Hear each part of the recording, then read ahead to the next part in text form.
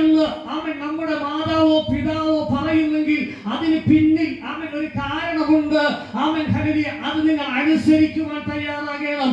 അത് ഉപയോഗിക്കരുത് എന്ന് അവർ നിങ്ങളോട് പറയുന്നുവെങ്കിൽ അതിന് പിന്നിലുള്ള ചതിക്കുഴികൾ കാണും. അത് നിങ്ങൾ മനസ്സിലാക്കുവാൻ തയ്യാറാകണം. ഹല്ലേലൂയ അവൻ നിങ്ങളുടെ തിന്മയ്ക്കായിട്ട് അവൻ നിങ്ങളുടെ മാതാവോ പിതാവോ അവൻ നിങ്ങളോട് ഒരു കാര്യവും എന്ത് ചെയ്യത്തില്ല, അവൻ പറയത്തില്ല. നിങ്ങളുടെ നന്മ മാത്രമാണ് അവൻ മാതാപിതാക്കളും ദൈവസഭയും ആഗ്രഹിക്കുന്നതെന്ന് ഇന്ന് പകൽക്കാലം കുഞ്ഞുങ്ങൾ ആരും എന്ത് ചെയ്യരുത്, ശ്രദ്ധിച്ച് കുഞ്ഞുങ്ങൾ ആരും എന്ത് ചെയ്യരുത്, അവൻ മറന്നു പോകരുത്. ഹല്ലേലൂയ അപ്പന്റെ ഉപദേശം മറക്കരുത്, അമ്മയുടെ ഉപദേശം മറക്കരുത്.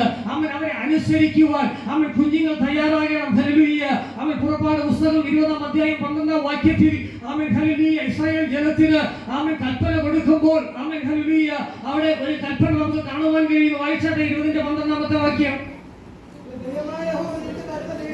നിന്റെ ദൈവമായ യഹോവ നിനക്ക് തരുന്ന ദേശത്ത് നിനക്ക് ദീർഘായുസ്സ് ഉണ്ടാകുവാൻ നിന്റെ അപ്പനെയും അമ്മയെയും നീ എന്ത് ചെയ്യുക, ബഹുമാനിക്കുക. ഹല്ലേലൂയ അവൻ നീ മൊബൈൽ ഉപയോഗിച്ചത് കൊണ്ടോ അവൻ നീ 24 മണിക്കൂർ അവൻ ഹല്ലേലൂയ ഇന്റർനെറ്റിൽ പരതിയത് കൊണ്ടോ അവൻ നിനക്ക് ദീർഘായുസ്സ് ഉണ്ടാകണമെന്നില്ല. ഹല്ലേലൂയ ഇന്ന് പകൽക്കാലം അവൻ നിന്നെ ദൈവമാക്കിയിരിക്കുന്ന സ്ഥാനത്ത് അവൻ നിനക്ക് തരുന്ന അനുഗ്രഹത്തിൽ, നിനക്ക് തരുന്ന വിദ്യാഭ്യാസത്തിൽ, അവൻ നിനക്ക് തരുന്ന ഉപജീവന മണ്ഡലത്തിൽ, നിനക്ക് തരുന്ന ഭാവി മണ്ഡലത്തിൽ അവൻ ദീർഘായുസ്സോടെ ഇരുന്ന് അവൻ ഹല്ലേലൂയ നിന്റെ തലമുറകളുടെ അവൻ ദേശത്തിന്റെ സഭയുടെ നന്മകളെ അവൻ നിനക്ക് കാണണമെങ്കിൽ അവൻ വചനം വിളിച്ചു പറയുന്നത് ഇപ്രകാരമാണ്.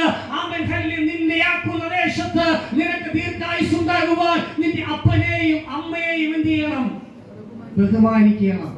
അവരുടെ വാക്ക് ചവിട്ടിക്കളയുവാനല്ല, അവർ പറയുന്നത് ചവിട്ടിക്കളയുവാനല്ല, അവർ പറയുമ്പോൾ കിളവിയെന്ന് വിളിക്കുവാനല്ല, അവൻ നിങ്ങൾക്ക് എന്ത് കാര്യമെന്ന് ചോദിക്കുവാനല്ല, ഞാൻ ഇത് ഉപയോഗിച്ചാൽ എന്താ സംഭവിക്കുവാൻ പോകുന്നത് എന്ന് അവൻ ഹല്ലേലൂയ കാട്ടിക്കൊടുക്കുവാനല്ല.